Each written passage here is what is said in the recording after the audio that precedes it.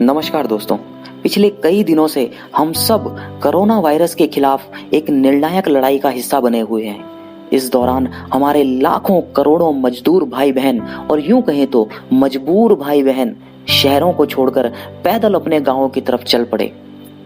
समाचारों में उस गरीब तबके के हालात को देखकर आपकी भी आंखें भर आई होंगी, यह मैं जानता हूं। दोस्तों, एक दृश्य आप सब ने देखा होगा जिसमें एक महिला अपने छोटे से बच्चे को सूटकेस पर रखकर खींचते हुए आगे बढ़ रही है। हृदय तार तार हो जाता है उस दृश्य को देखकर। उस बच्चे में मैंने खुद को देखा और उस महिला में मैंने अपनी माँ को देखा, तो उस दर्द की अनुभूति हुई जिसे बयान करना शायद संभव नहीं है। इसी कश्मकश में एक छोटी सी कविता लिखी। इस कविता का शीर्षक है शहरी चूल्हा। बस थोड़ी थोड़ी सांसें भरना, चल उठ थोड़ी हिम्मत करना। देखिए, एक माँ अपने बेटे को समझा रही है, बस थोड़ी थोड़ी सांसें भरना, चल उठ थोड़ी हिम्मत करना। कदमों की मंजिल बहुत बड़ी है, अभी तो ठोकर लाख पड़ी है। इन आंखों के आंसू पीकर प्यास बुझाना और चलते जाना। इन आंखों के आंसू पीकर प्यास बुझाना और चलते जाना, यही नियम है शहरी चूल्हों का। लकड़ी बनकर जलते जाना, लकड़ी बनकर जलते जाना। तो देखिए, एक माँ ने अपने बेटे को इन पंक्तियों के द्वारा समझाने की कोशिश करी है कि अब इस शहर में हमारा रहना नामुमकिन है। अब हमें अपने गांव की ओर चलना ही होगा।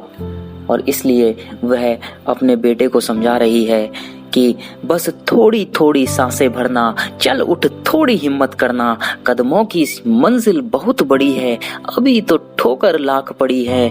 इन आंखों के आंसू पीकर प्यास बुझाना और चलते जाना, यही नियम है शहरी चूल्हों का।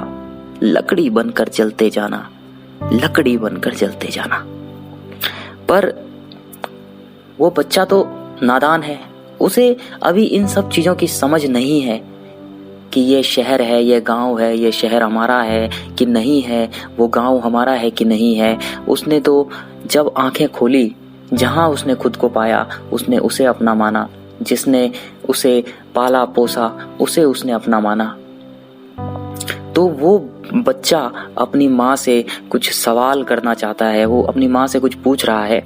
तो वो बच्चा कहता है कि अब पैरों पर छाले हैं माँ, अब पैरों पर छाले हैं माँ, क्यों सर पर बिस्तर डाले हैं माँ।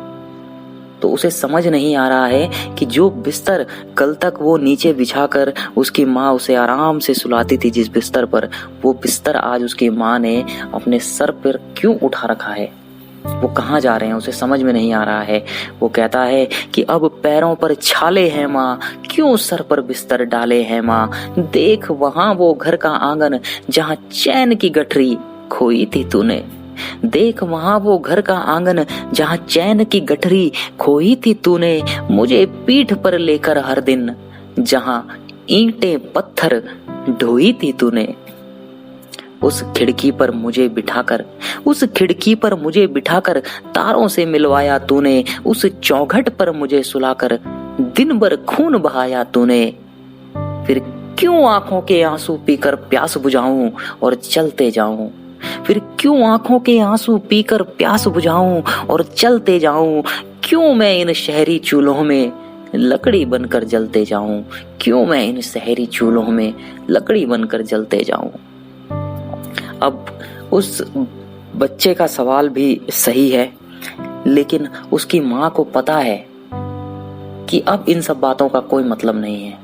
अब उन्हें अपने गांव जाना ही पड़ेगा, फिर चाहे वो पैदल जाएं, चाहे वहां पहुंचे ना पहुंचे, पर यहाँ से निकलना अत्यंत आवश्यक है। तो माँ का जवाब है कि वो छत भी उनकी, घर भी उनका, चौखट भी उनकी, आंगन भी उनका।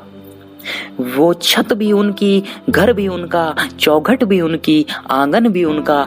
इन गलियों में उगते ढलते दिन का हर एक पहर भी उनका।